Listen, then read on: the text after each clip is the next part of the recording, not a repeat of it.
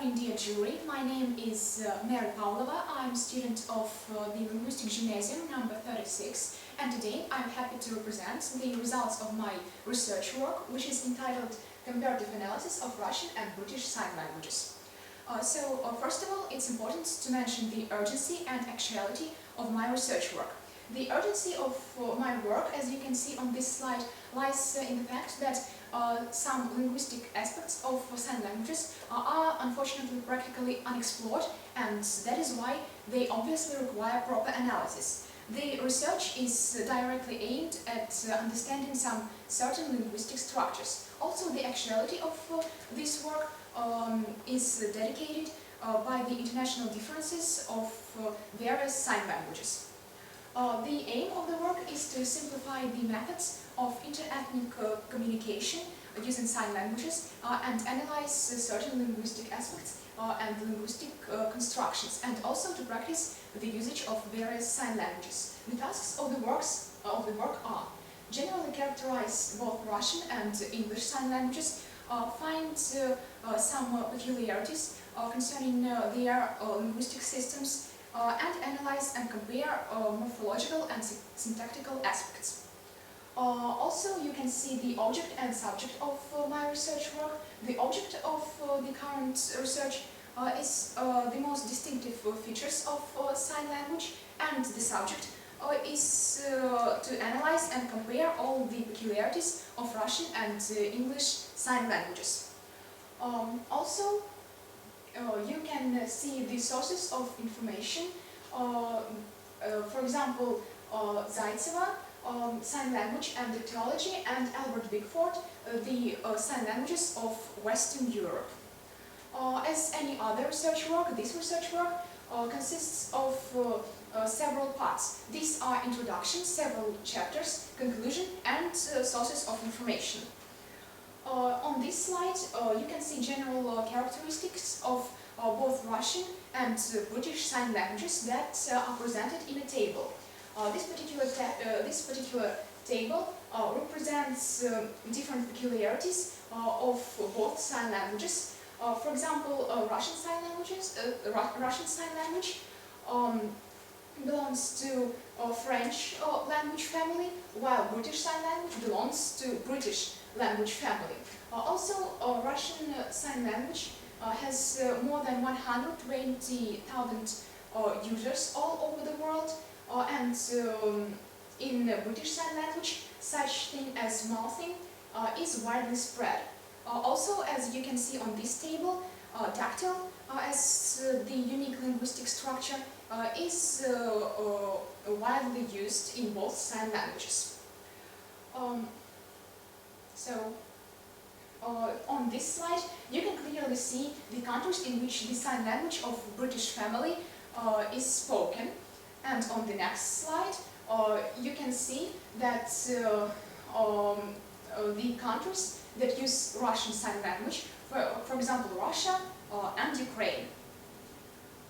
On this slide, you are able to see such unique linguistic aspects as dactyl.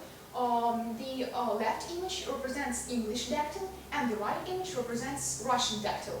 This is, as I have already mentioned, a unique aspect that is used to represent such things as names of countries and regions.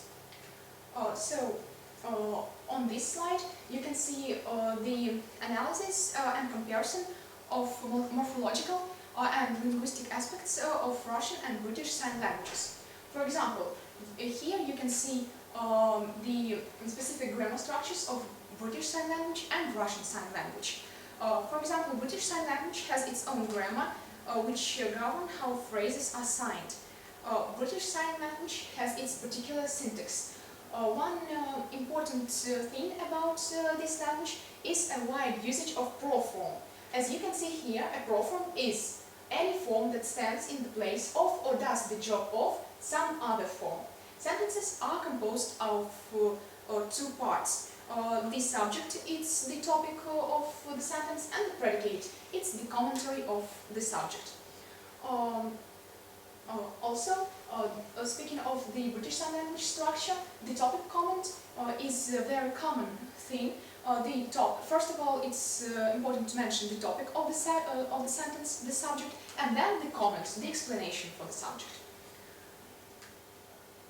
Here you can see the usual structure for British Sign Language is the subject-object-verb structure, and it can be changed if predicates and classifiers are used. For example, here the sentence "and Candy loves," and here is a subject, Candy is an object, and loves is a verb.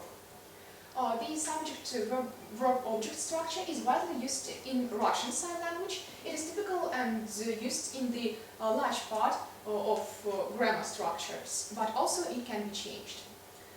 Here you can see an example: subject, verb-object, indirect object, and direct object.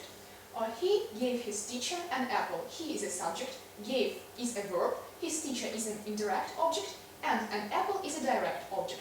Also, the structure can be changed if predicates and classifiers are used. Here you can see the comparison of ways of using the given sign languages and graphic description of their particular use. For example, such phrase as "понурить голову" means расстроиться, and "get upset" means to start to feel sad. Here you can see a clear visual representation of this gesture in Russian Sign Language. And here you can see the same representation but in British Sign Language. It is clearly visible that there is no specific link between these images, between these idioms in different sign languages, but nonetheless British equivalent has the specific connection with its verbal meaning. Also, the phrase "махнуть рукой" means потерять интерес, and show indifference means be indifferent. Here is the visual representation in both sign languages.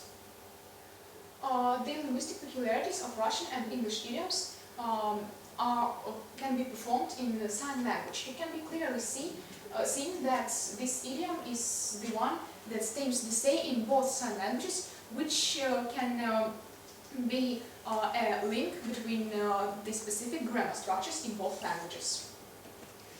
Summing everything up, it is important to mention that from the results of the analysis methods, it is possible to notice the clear difference in the syntactical and morphological aspects in both languages. Thus, this research work is used as a method of simplifying the interethnical and international communication of sign languages. It is an analysis of vocabulary which is important for the usage of the both sign languages.